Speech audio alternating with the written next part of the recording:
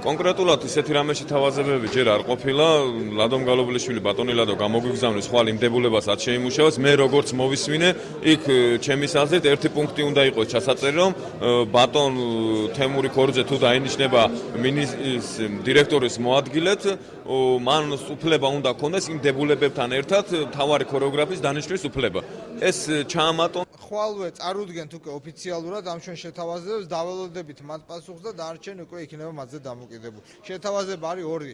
ნიშნავთ მოწვეულ ქორეოგრაფად, ვაძლევთ სრულ თავისუფლებას და მეორე, ნიშნავთ დირექტორის მოადგილეს და ვაძლევთ კურაციას ძირითად ანსამბლზე. სხვა შემოთავაზება მათი მხრიდან უკვე ჩვენ ვეღარ მივიღებთ ალბათ.